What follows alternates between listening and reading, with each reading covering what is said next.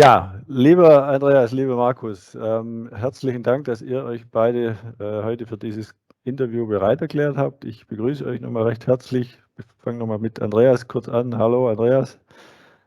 Hallo Georg, grüß dich.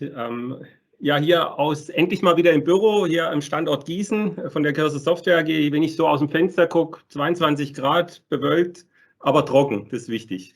Oh, ja, sehr schön. Und Markus, wie ist bei dir das Wetter? Hallo. Hallo, Markus Bär von der CR Software aus Karlsruhe. Also die Stimmung ist besser als das Wetter bei uns, weil bei uns hat es gerade geregnet und zwar so richtig, aber ja, machen wir das Beste draus. Also von daher, mal ein bisschen Abkühlung schadet ja auch nichts bei all den Themen, die es uns momentan so rumtreibt. Mhm. Nee, vom Wetter her kann ich auch nicht klagen, aber wir haben heute auch schon gemischtes Wetter gehabt, insofern alles dabei.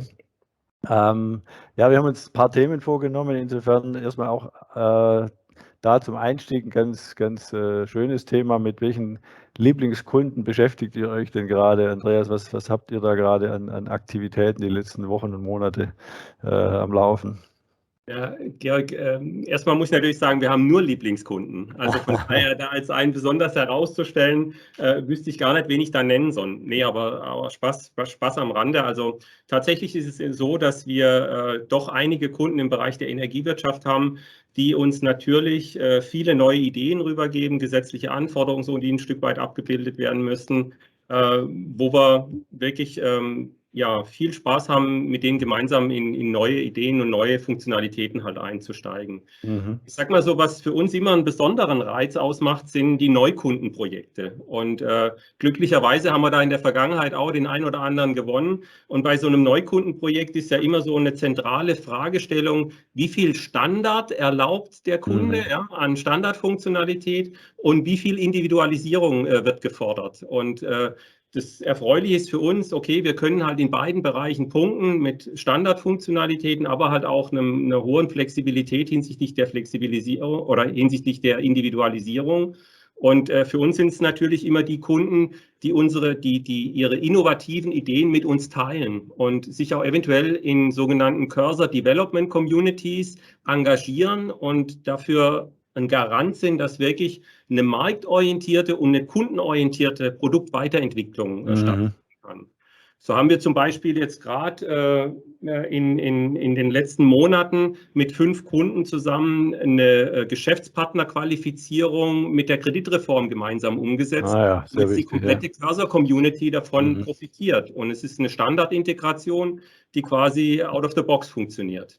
Also eine wunderschöne Vorlage fast schon für Markus, weil jetzt zumindest aus meinem letzten Gesprächen mit euch haben wir das Thema Unternehmensdatenbank oder ihr habt, glaube ich, einen anderen Begriff dafür entwickelt, aber das ist so quasi auch eine Innovation, die ihr mit euren Kunden entwickelt habt. Ja, also genau Unternehmensdossier, die Vernetzung von Unternehmen zu erkennen, wo die Gesellschafter sind, was Mutter-Tochter-Beziehungen sind, ist ganz wichtig, dass man das hat. Natürlich am besten noch mit einem Klick auch die Umsätze, die Jahresabschlüsse zu haben. Das ist etwas, was wir hier anbieten. Ich will aber nur mal ganz kurz zurück. Also ich hätte ähnlich geantwortet wie Andreas, so diesen Lieblingskunden, das ist wie das Lieblingskind. Das versucht man natürlich immer zu vermeiden, zu nennen. Und wir haben ja auch noch einen ganz klaren Fokus, und zwar auf den indirekten Vertrieb. Das heißt, die kommen ja auch noch dazu.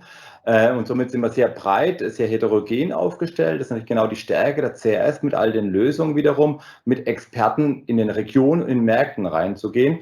Und jetzt, wenn ich einfach so ein paar Wochen zurückblicke, hatten wir Anfang des Monats zum Beispiel ein tolles Event mit der DATEV gemeinsam, wo es um Steuerberater, der Wirtschaftsprüfer, um Kanzleien geht, wo wir hier auch die empfohlene CRM-Lösung sind in dem Bereich. Ich finde die Branche rund um Verbände, Vereine, also Unternehmerverbände oder auch Bioland als einer unserer Referenzkunden sehr spannend. Also ganz, ganz viele, jetzt einfach mal ein paar genannt. Ich finde aber auch spannend diese Nähe am Markt. Ja? Also das Thema, wir haben auch einen Partnerbeirat, wir haben einen Kundenbeirat, um zusätzlich auch genau diesen am Puls der Zeit zu sein, dieses Feedback direkt einzuholen und dieses Spannungsfeld auch immer zu haben. Natürlich ist ein neuer Kunde ganz wichtig. Gemeinsame Potenziale erreichen, Einführungsprojekt und, das gemeinsam mit unseren Partnern, aber auch im Bestand. Da ist ja super wichtig zu schauen, Mensch, wie kann ich da jedes Mal noch ein bisschen mehr erreichen?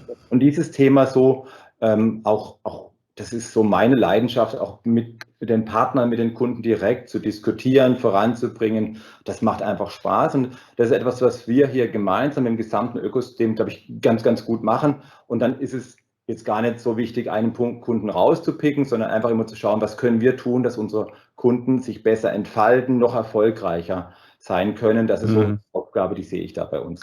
Was ich jetzt absolut super finde, wir haben ja manches abgestimmt im Vorfeld in Richtung, welche Leitfragen haben wir, aber ihr habt jetzt beide unabhängig, oder Andreas begonnen mit dem Thema Adress- und Datenqualität. Und das füllt mir sofort das Herz sozusagen, wenn das quasi schon mal im Vordergrund steht, dann die Kundenorientierung. Also von daher kann ich nur sagen, super. Die Beschäftigung mit dem Kunden ist eben tatsächlich auch das im Sinne von Speerspitze wird entwickelt, aber hinten gibt es eine ganze Menge Bestandskunden, die sagen, hey, das ist eine coole Idee, kann ich jetzt sukzessive auch einbauen. Also von daher seid ihr beide zwar im ähnlichen Mindset, aber letztendlich entwickelt Andreas ihr mit Cursor eher für den Energiewirtschaftsbereich und Markus ihr, ich sage mal, für den klassischen Mittelstand, der eben nicht im Energiesektor unterwegs ist, sozusagen, diese Dinge. Thema Entwicklung, das wäre sozusagen meine eher tiefergehende Frage. In den letzten Jahren habe ich so das Gefühl, wenn ich jetzt Scott Brinkers Martech Landscape anschaue, die ist gewachsen und gewachsen und gewachsen. Dieses Jahr hat er sogar gesagt, ich entwickle gar keine mehr auf Papier oder als Dokument, weil es einfach noch mehr Produkte gibt und noch schwieriger ist, dieses zu handeln.